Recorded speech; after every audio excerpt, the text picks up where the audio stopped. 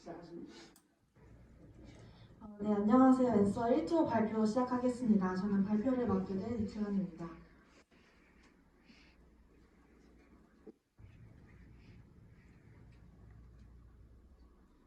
보람 있으면서도 경제적으로 안정된 노후를 보내고 싶어요.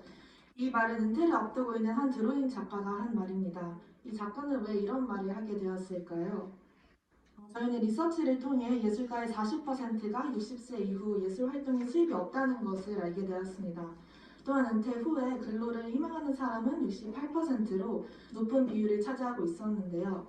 은퇴 후에도 근로를 희망하는 가장 큰 이유는 크게 생활비 충당과 이를 통해 삶의 만족도를 높이기 위함이라고 합니다.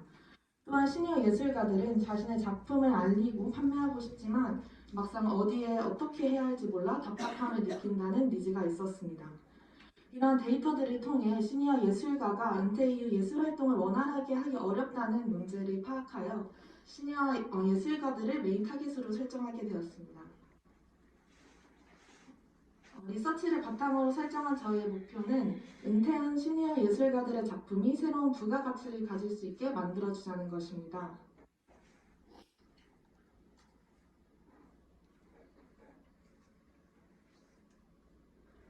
저희는 리패셔너라는 아이디어를 제안해보고자 하는데요. 먼저 리패션이라는 단어가 좀 생소할 수도 있을 것 같습니다. 리패션은 고쳐 만들다, 개조하다라는 뜻을 가지고 있습니다. 여기에 사람을 의미하는 전미사를 붙여 어떠한 것을 다시 만드는 사람을 의미합니다. 리패셔너가 어떤 역할을 할 수 있는지 다음 페이지에서 모델화를 통해 설명드리겠습니다. 기존의 시니어 예술가가 창작물을 시장에 공급하는 방식은 시니어 예술가가 판매 방식과 트렌드 파악, 구매자와의 연결에 있어 장벽을 느끼며 이는 결론적으로 시장이 부적합하였습니다. 그래서 저희는 시니어 예술가와 시장 사이의 리패셔너라는 연결고리를 만들어 보았습니다. 예술가의 작품이 시장에 나가기 전에 작품의 잠재력을 리폼 가공해주면서 가치 있는 창작물로 변화하게 해주는데요.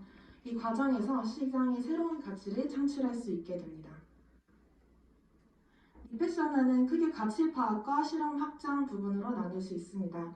먼저 가치 파악은 시니어 예술가의 자질이 무엇이고 창작물로서 어떠한 경제적 이윤을 창출할 수 있는지 파악하는 단계입니다.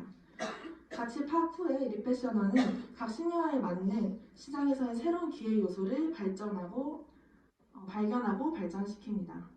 아래는 예시를 적어보았는데 예를 들어 미술 분야에서 한 시니어가 개성 있는 수채화를 그릴 수 있는 능력이 있다라는 가치 파악이 되면 이를 노인의 작품을 SNS에 업로드하여 작품 의뢰를 받는 작가로 활동할 수 있도록 리패셔너가 도와주는 역할을 하게 됩니다. 시니어 예술가와 리패셔너의 관계에서 나타날 수 있는 수익을 간단하게 정리해 보았는데요. 첫 번째로는 시니어가 최초 컨설팅을 의뢰하고 이 컨설팅이 유지되는 기간 동안 내는 비용이며 이후 리패셔너를 통해 작품의 수익이 생겼을 때 이 수익을 분배를 하게 됩니다. 의뢰하는 시니어는 자신의 작품의 가치를 높이고 효과적으로 판매할 수 있는 방법을 얻게 되고 리패셔너 또한 수익을 얻을 수 있는 장점이 있습니다. 저희는 이번 캠프를 통해 노인이라는 큰 주제에서 시니어의 예술가의 가치 향상과 은퇴 후 일자리 개선이라는 주제로 스코프를 좁힐 수 있었습니다. 앞으로는 이 리패셔너라는 직업이 어떠한 매체 혹은 실체를 통해서 시니어 예술가들과 소통할 수 있을지 고민해보고자 합니다. 또한 노인과 리패셔너의 관계가 단순히 일회성에 그치기보다 어떻게 하면 더 지속 가능할 수 있을지 유지가 가능할지 고민해보고자 합니다. 이상으로 발표 마치겠습니다. 감사합니다. 네, 혹시 학생들 중에 질문이라든지 네, 안녕하세요. 18학번 백승균입니다. 네, 발표 잘 들었고요. 질문이 어르신들 중에 이제 개성 있는 수채화 그림을 그릴 수 있는 어르신, 악기를 잘 다루거나 작품 능력을 가지신 어르신이나 서예 실력이 출중한 어르신들을 이렇게 그분들 작품을 활용한다고 하셨는데 사실 그 부분은 이제 어르신들만의 특별한 무엇인가가 아닌 어떻게 보면 예술가가 가지고 있는 특징이라고 생각을 했거든요.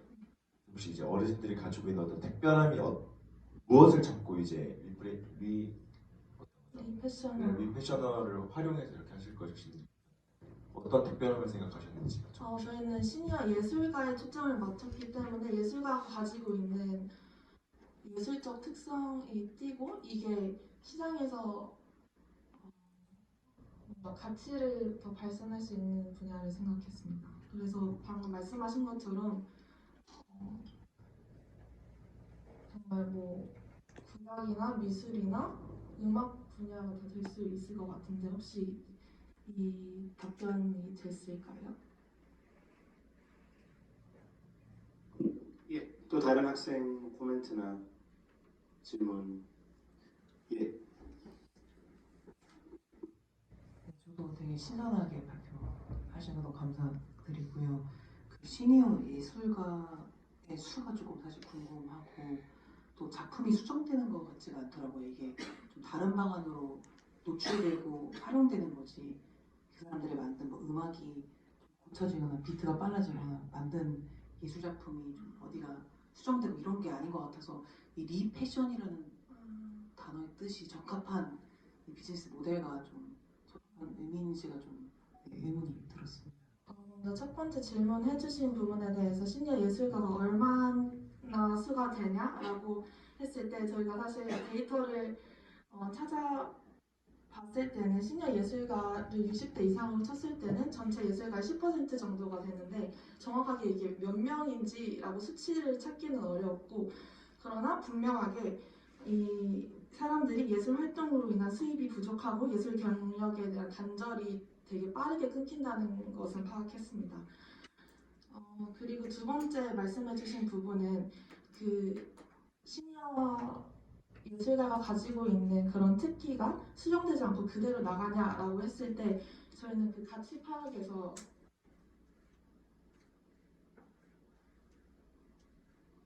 가치를 파악한 이후에 실험하고 확장하는 부분에서 이게 변형이 될 수 있다고 생각을 하고 만든 건데 이게 전달이 잘 되지는 않았던 것 같습니다. 그래서 만약에 그림을 그리는데 조금 더 이 트렌드와 더 맞게 그림을 수정할 수 있다면 그것을 변형해서 시장에 내놓게 할 수도 있다는 생각을 하면서 저희는 만들었습니다. 네, 또 그럼 이제 교수님들 코멘트로 넘어가도록 하겠습니다.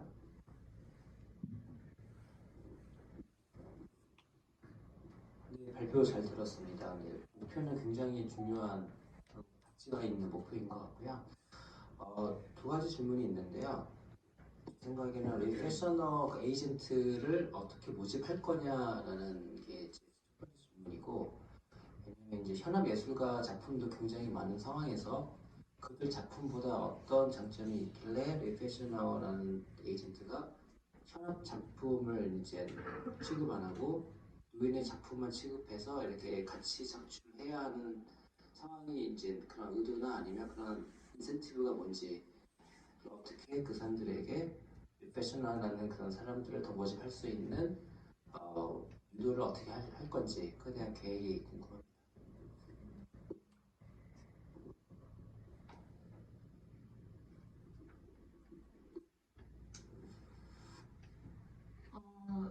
솔직하게 말씀을 드리면 사실 저희가 주제 선정하는데 오래 걸려서 그 부분까지는 생각을 못했던 것 같고 앞으로 그 부분에 대해서도 좀 생각하는 시간을 가지면 좋을 것 같습니다. 감사합니다.